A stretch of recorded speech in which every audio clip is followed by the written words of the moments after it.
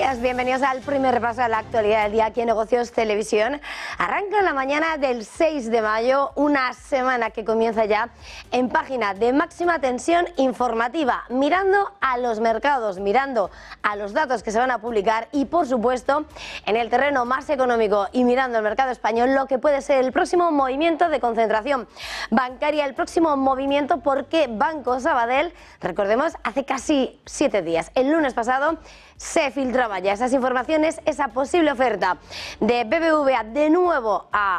por el Sabadell, y entre hoy y mañana se prevé reunión del Consejo de Administración y la respuesta que pueda dar el Banco Sabadell a esa propuesta de BBVA, que ahora sí mira a Banco Sabadell, que podría decidir aceptar o no la oferta. La negativa llegaba en 2020, pero ahora con una posición mucho más fuerte y que podría dar lugar, en caso de decir sí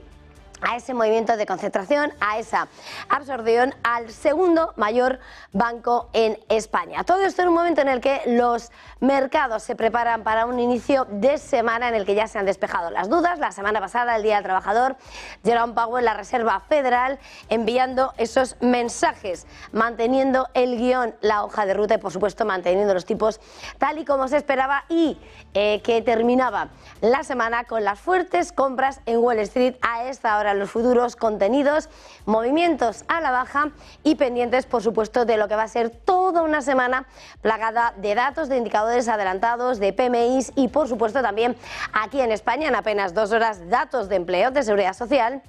y, por supuesto, alimentando ese contexto económico, ese contexto bursátil, con de nuevo múltiples de protagonistas empresariales en mitad de lo que ya estaría siendo la recta final de la campaña de presentación de resultados. Y todo esto, por supuesto, esta mañana muy pendientes de los grandes asuntos que escriben la crónica internacional, la cuestión geopolítica y, por supuesto, con Oriente Medio como uno de los protagonistas indispensables. A esta hora ha vuelto a hablar el primer ministro israelí, Benjamín Netanyahu. No se desmarca del guión, no se cierra a la posibilidad de una tregua en Gaza. De hecho, las negociaciones saltan del Cairo a Doha, a Qatar, e insisten esa intensificación diplomática por tratar de alcanzar una tregua en ese escenario de guerra que se prorroga desde esos atentados sorpresivos del 7 de octubre de Hamas contra Israel, y que a esta hora llega en medio de ese diagnóstico que ha puesto sobre la mesa Netanyahu. Es cierto que sí habrá posibilidad, no descarta una tregua, pero insiste en que el objetivo principal es derrotar al movimiento de resistencia islamista, a los terroristas de Hamas, e insiste en que habrá ofensiva en Rafah. Es el gran punto de fricción con Estados Unidos, con la administración de Joe Biden, que insiste en la advertencia de tratar de frenar esa ofensiva terrestre en medio de la presión internacional, en medio de las críticas y en medio a lo que puede ser un drama humanitario de dimensiones que todavía además afecte y muy de lleno a lo que está siendo la valoración popular en los Estados Unidos contra ese apoyo de Estados Unidos a Israel, y precisamente en un momento en el que, además, de última hora y en medio de esa fricción, Estados Unidos suspende por primera vez un envío de armas a Israel. Israel, que cuenta como gran aliado a Washington, siempre ha sido su principal aliado, pero que ha sido, sin lugar a dudas, las últimas semanas, Rafah, esa ofensiva terrestre que está puesta como punto siguiente en lo que está siendo la guerra de Israel contra Hamas, la gran diferencia, el gran motivo de encontronazo entre Joe Biden y Benjamín Netanyahu, escribiendo, por tanto, a esta hora el mayor punto de fricción entre ambas administraciones, e insistiendo, incluso en las últimas horas, Netanyahu recordando el holocausto, como si ellos mismos no se defienden, nadie les defenderá, aunque se queden solos. Mensaje de Netanyahu con el que asegura que va a seguir adelante con sus planes, pese a la presión internacional, pese a ese discurso de enfado y de distanciamiento con Estados Unidos. Y con permiso de Oriente Medio, además, importante lo que está siendo esa visita crucial, la primera visita en 5 años de Xi Jinping al viejo continente. El líder chino se encuentra, ayer llegaba a Francia y hoy está previsto que se reúna con el presidente francés, con Emmanuel Macron y con la presidenta de la Comisión Europea, Ursula von der Leyen. Una reunión, un viaje que llega en medio de lo que está siendo la tensión comercial entre China y el viejo continente, y en un momento en el que Xi Jinping lo ha pedido, de hecho, en un artículo publicado en las últimas horas en la prensa gala, pide igualdad de trato en las empresas chinas, al tiempo que subraya la importancia de desarrollar los vínculos de Francia, de la economía francesa, con la China, de Europa con China, y en un momento en el que además, con tono conciliador y pese a las tensiones que hay en el ámbito legislativo y en los movimientos comerciales, Xi Jinping asegurando que las empresas galas son bienvenidas en China, al tiempo que ha explicado que su gobierno, que Pekín incita a las empresas del país a que se establezcan en Francia, donde espera, dice, que se les dé un clima de negocios justo y equitativo. Es el mensaje que ha puesto sobre la mesa Xi Jinping en un artículo en Le Figaro horas antes de reunirse con el presidente francés, con Emmanuel Macron, y en un momento en el que ambos van a tratar de subrayar la importancia de mantener unos buenos lazos comerciales, y en el que, sin lugar a dudas, aún así el tensionamiento va a ser claro también con esa reunión con Ursula von der Leyen. Finalmente, el canciller alemán Olaf Scholz no se va a unir a Macron y a Xi Jinping en París, según las fuentes, por compromisos previos, y en un momento en el que Xi Jinping, como decimos, pisa suelo europeo por primera vez en 5 años. Y por supuesto, en el escenario de la geopolítica, en el tablero internacional, lo que está sin lugar a dudas centrando la atención de las últimas horas, esa información que ha publicado Financial Times de cómo Rusia, de cómo el gobierno de Vladimir Putin planea sabotajes en toda Europa. Unos sabotajes, unas operaciones que sobre todo estarían buscando objetivos en la infraestructura del viejo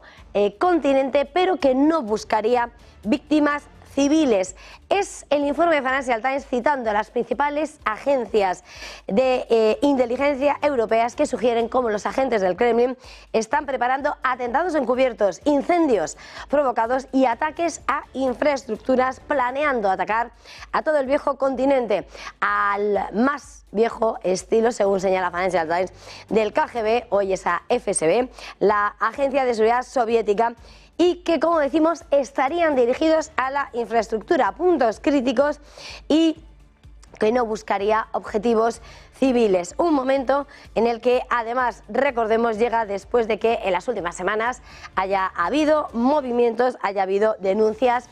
sobre lo que son las actuaciones de Rusia, e incluso la propia OTAN haya emitido un comunicado en los últimos días, el jueves, declarando su profunda preocupación por las crecientes actividades en territorio aliado por parte de Rusia, citando lo que dijo era una campaña que se intensifica en toda la zona euroatlántica. Es tensión la que se está viviendo a esta hora en el tablero internacional, pendiente de los múltiples escenarios y puntos calientes. Oriente Medio, con esa insistencia de Netanyahu, que insiste en que habrá ofensiva en Rafah y que el objetivo principal de derrotar a Hamas es por lo que van a seguir luchando, aunque se queden solos.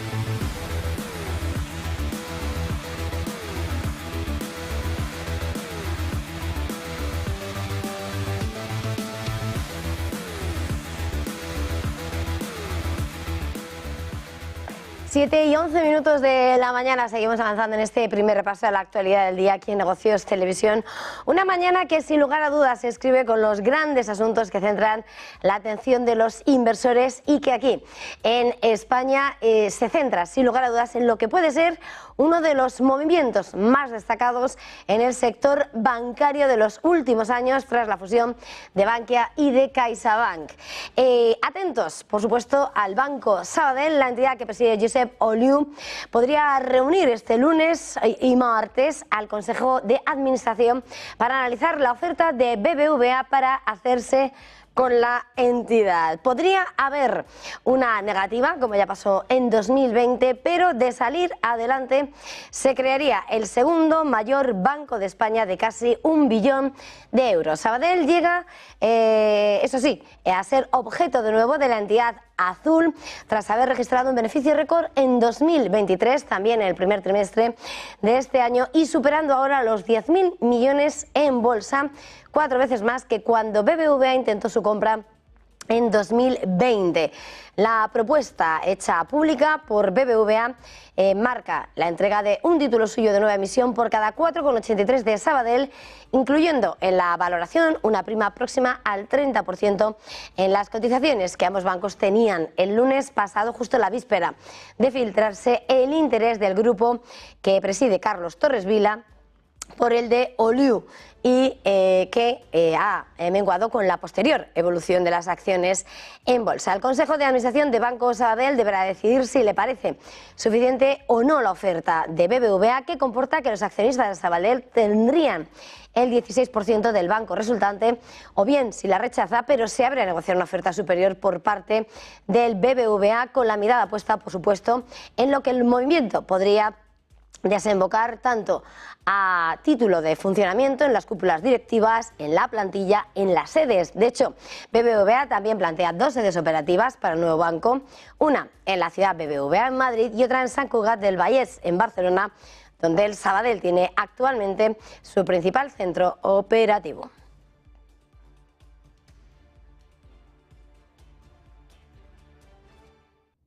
Y en este escenario, por supuesto, seguimos muy pendientes de los grandes asuntos que escribe la crónica en el tablero internacional y de la geopolítica. Y a esta hora, por supuesto, la última hora nos llega mirando a Oriente Medio, y donde las fuerzas del ejército israelí supuestamente estarían ordenando a los civiles evacuar Rafah, la ciudad fronteriza de Rafah, que se sitúa como ese punto vital en el ataque, en la próxima ofensiva terrestre por parte de Israel, en lo que busca derrotar al último batallón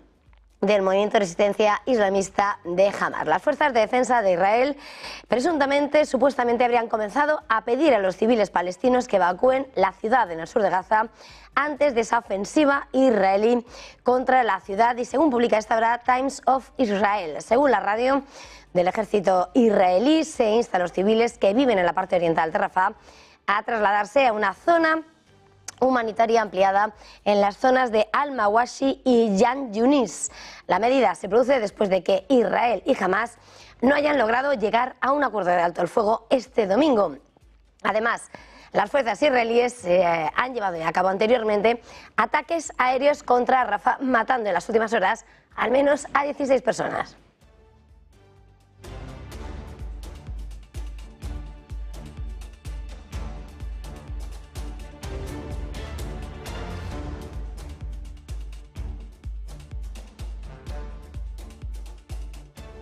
Pendientes, por supuesto, de lo que puedan ser los próximos titulares que lleguen de esta zona del mundo, de lo que puede ser el próximo movimiento en Rafah. A esta hora siguen resonando lo que han sido las declaraciones del primer ministro israelí. Benjamín Netanyahu se niega a renunciar a esa ofensiva en Rafah, pero no a buscar y tratar de cerrar esa tregua en la guerra con Hamas que arrancó tras los atentados sorpresivos del 7 de octubre de los terroristas de Hamas contra Israel, y después de que las conversaciones que se estaban llevando a cabo con la mediación de otros países se han trasladado desde Egipto a Doha, a Qatar, y donde se encontraría el jefe de la inteligencia de Estados Unidos. El primer ministro israelí insiste en que Israel no puede aceptar el fin de la guerra en Gaza como condición para un alto el fuego que permita liberar a los rehenes israelíes en el enclave palestino. De hecho, en las últimas horas ordenaba el cierre del canal Al Jazeera en el país por asegurar razones de seguridad nacional, y advertía que no está dispuesto a aceptar un acuerdo que suponga el fin de la guerra o dejar intacto a Hamás, el principal objetivo en la ofensiva militar en la franja, y que sigue siendo uno de sus principales puntos siguientes en la guerra contra Hamás. Y por supuesto, uno de los principales asuntos que ha desatado la preocupación a nivel internacional ha sido en el cierre en las últimas horas de la emisión de Al Jazeera en Israel. Tras la orden, y según Reuters, las autoridades israelíes se habrían allanado una habitación del hotel en Jerusalén utilizada por el canal como su oficina después de que el gobierno decidiera cerrar las operaciones locales de la estación de televisión de propiedad catarí este domingo, según fuentes a Reuters. El vídeo que circuló en línea mostraba a agentes vestidos de civil desmantelando el equipo de cámaras en la habitación que, según la fuente de Al Jazeera, se situaba en la ciudad en el este de Jerusalén. El gabinete de Netanyahu cerró la red mientras continúa la guerra en Gaza, señalando, como decíamos, que amenaza la seguridad nacional. Y pendientes de Oriente Medio, sin lugar a dudas, clave en las últimas horas, la decisión de Estados Unidos de suspender un envío de armas a Israel. Por primera vez, y desde los ataques de Hamás del 7 de octubre, la administración Biden habría suspendido un envío armamentístico destinado al ejército israelí, en concreto municiones, según ha informado Axios. Citando a dos funcionarios israelíes, apunta Axios que el gobierno judío estaría muy preocupado por esa suspensión, por lo que sería la pérdida de esa munición que debería llegar por parte de su principal aliado, Netanyahu y Biden, que han mostrado en las últimas semanas sus claros desacuerdos respecto a la invasión terrestre en Rafah. El estadounidense ha reiterado su advertencia ante el temor de que se desate un drama humanitario, y en medio de la presión internacional y las críticas también dentro de los Estados Unidos por su apoyo a Israel. Entre tanto, este domingo, en recuerdo a las víctimas del Holocausto, Netanyahu ha hecho una referencia velada señalando que la primera lección del Holocausto fue que si ellos no se defienden, nadie les defenderá, y apuntaba que si necesitan estar solos, así estarán. La semana pasada, tanto el secretario de Estado estadounidense, Anthony Blinken, como el portavoz de la Casa Blanca, John Kirby, o el asesor de Seguridad Nacional, aludían a que una operación en Rafah llevaría a Estados Unidos a oponerse públicamente y tendría un impacto negativo en las relaciones entre ambos países. Sin lugar a dudas, a esta hora clave, lo que está siendo una visita histórica, la primera de Xi Jinping a Europa en 5 años, un viaje que le lleva a distintas ciudades europeas y que, sobre todo, en las últimas horas, aterrizando en Francia, y en el que ha elogiado los lazos de su país con el vecino, la vecina Francia, como un modelo internacional a su llegada al país. Una visita que llega en un contexto de crecientes disputas comerciales con la Unión Europea. Está previsto que el mandatario chino se reúna este lunes con el presidente galo, con Emmanuel Macron, y la jefa de la Comisión Europea, con Ursula von der Leyen. El mandatario Macron instará a Xi a reducir los desequilibrios comerciales y a usar su influencia ante Rusia por la guerra en Ucrania. Xi, que ha sido recibido en París por el primer ministro Gabriel Attal, ha afirmado en un comunicado hecho público que los lazos entre China y Francia son un modelo para la comunidad internacional de coexistencia pacífica y cooperación beneficiosa para todos entre países con sistemas sociales diferentes. Recordemos que esas declaraciones llegan mientras que Francia está respaldando una investigación de la Unión Europea sobre las exportaciones chinas de vehículos eléctricos, y en enero Pekín abrió una investigación sobre las importaciones de brandy fabricado en su mayoría en Francia. Precisamente justo antes de la visita de Xi, Macron decía en una entrevista que desde París quieren obtener reciprocidad en los intercambios y que se tengan en cuenta los elementos de seguridad económica. Y el presidente chino Xi Jinping asegura que las empresas galas son bienvenidas en China, al tiempo que ha explicado que su gobierno insta a las empresas del país a que se establezcan en Francia, donde espera que se les brinde un clima de negocios justo y equitativo. En un artículo publicado en el diario Le Figaro, el mandatario chino se ha mostrado con tono conciliador pese a las tensiones económicas y comerciales que se han agudizado entre China y la Unión Europea en los últimos meses. Xi aseguraba en el diario galo que dan bienvenida a las empresas francesas y otros países y que para eso han abierto completamente el mercado para la industria manufacturera y aceleran, dice, la flexibilización del acceso al mercado en favor de servicios como las telecomunicaciones y la sanidad. Xi Jinping destaca la voluntad de China de continuar con su apertura al exterior. Al mismo tiempo, por una parte, señala que el mercado chino permite la entrada de empresas extranjeras, aunque insiste en que la apertura al exterior de China consiste también en incitar a las empresas chinas a desarrollarse a nivel internacional. Y clave también hasta ahora en el mapa de la geopolítica Rusia, porque estaría planeando sabotajes en toda Europa. Las evaluaciones de las principales agencias de inteligencia europeas sugieren que agentes del Kremlin están preparando atentados encubiertos, incendios provocados y ataques a infraestructuras. Según desvela Financial Times, habrían advertido a sus gobiernos de que Moscú planea actuar en todo el viejo continente al más puro estilo del KGB. Las acciones estarían dirigidas a infraestructura en suelo europeo directamente y no buscaría causar muertes civiles. Recordemos que en las últimas semanas el gobierno de Berlín ha recordado cómo recientemente 2 ciudadanos ruso-alemanes han sido arrestados en Baviera por conspirar para atacar sitios militares y logísticos en Alemania. Además, a finales de abril, 2 hombres fueron acusados en el Reino Unido de haber incitado un incendio en un almacén que contenía envíos de ayuda para Ucrania, y los fiscales ingleses los acusaban de trabajar para el gobierno ruso. Además, la OTAN emitía un comunicado el jueves declarando su profunda preocupación por las crecientes actividades en territorio aliado por parte de Rusia, citando lo que dijo que era una campaña que se intensifica en toda la zona euroatlántica. Y Rusia culpa a los países bálticos de la ruptura de la mayoría de los vínculos. El Ministerio de Exteriores ruso ha señalado que la línea hostil de los países bálticos ha llevado precisamente a esa ruptura de la mayoría de sus vínculos y advertía que también Moscú va a responder con medidas asimétricas. La portavoz de Exteriores, María Zakharova, ha reprochado precisamente lo que ha calificado como una línea hostil de Vilnius, Riga y Tallin, que se han roto esos vínculos interestatales, interdepartamentales, regionales y sectoriales con Rusia, añadiendo que Moscú va a seguir las vías diplomáticas de influencia sobre los países bálticos. Estonia acusaba la semana pasada a Rusia de violar las regulaciones internacionales del espacio aéreo al interferir con las señales de GPS, y los países bálticos se encuentran entre los que están preocupados por las actividades que llaman de espionaje ruso. Y antes de terminar, un último asunto que mira más al lado más geoeconómico por parte de Warren Buffett, que asegura que su conglomerado inversor Berkshire Hathaway está estudiando invertir en Canadá. En una reunión con inversores este fin de semana, el oráculo de Omaha ha señalado que no se sienten incómodos al dirigir su dinero a este país y asegura que ya han hecho apuestas en Canadá en el pasado.